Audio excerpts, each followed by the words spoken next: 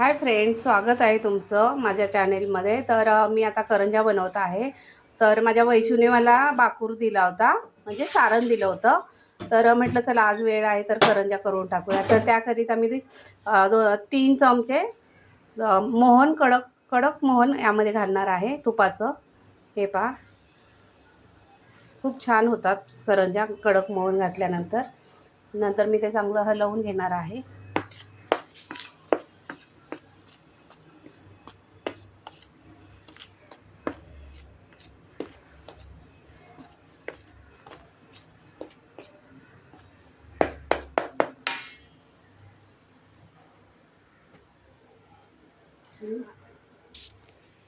आणि आता मी त्यामध्ये घालणार आहे, या पकडा असं,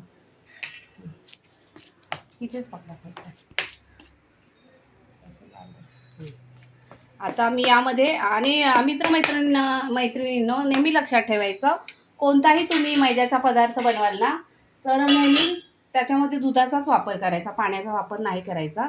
हे बा, असं दुधामध्ये पीठ भिजवायचं करंजाचं. खूप छान करंजा टेस्टी पण लागतात आणि कुरकुरीत पण लागतात.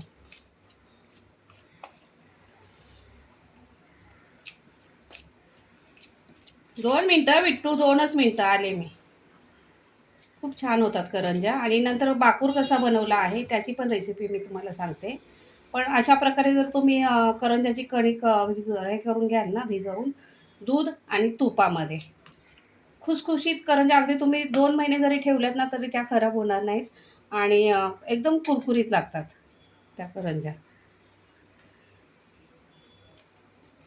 हे पहा, अशा प्रकारे ते पीठ एकजीव करून घ्यायचं चांगलं. तूप आणि दूध घातलेलं आहे आपण. आता दूध कमी पडलेलं आहे म्हणून आता मी पुन्हा घालणार आहे दूध.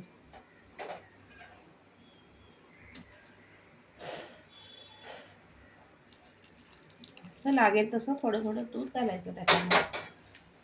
खूप छान होतात करंजा.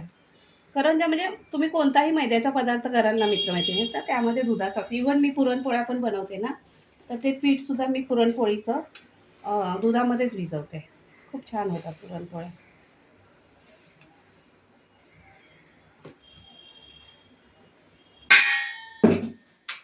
झुमी ना, झुमीला ना काठीने मारायला पाहिजे, खरंच खूप आगाऊपणा करते झुमी.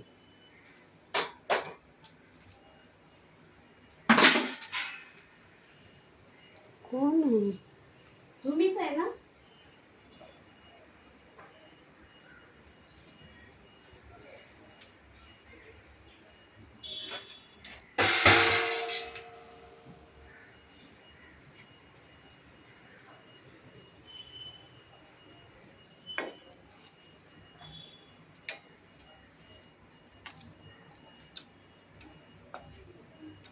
हे पहा किती छान दिसत आहे आपलं पीठ करंजीचं. एकदम खुसखुशीत आणि खूप, म्हणजे ओठाने खाय अशा छान होतात करंज्या.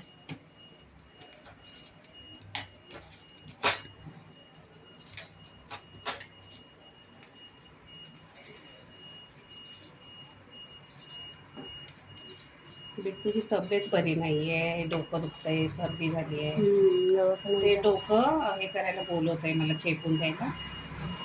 जाते आता मी. थोडंसं अजून थोडंसं आपल्या दोघी दूध ठेवते चहाला. अशा प्रकारे करंज्याचं पीठ छान मळून घ्यायचं.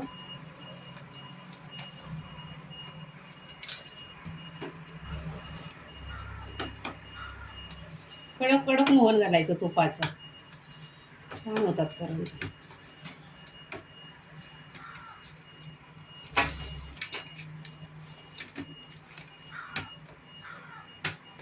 आता हे पीठ आपण ना 10 मिनटं ठेवून द्यायचं आणि 10 मिनिटांनी करंज्या बनवायला घ्यायच्या.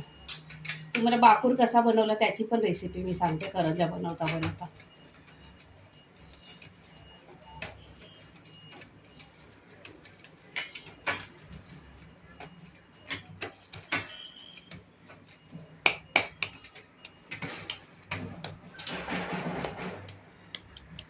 हे पहा, आपली करंज्याचं पीठ मळून झालेलं आहे. ते आता आपण एका भांड्यामध्ये काढून घेऊया. चला बरं. चला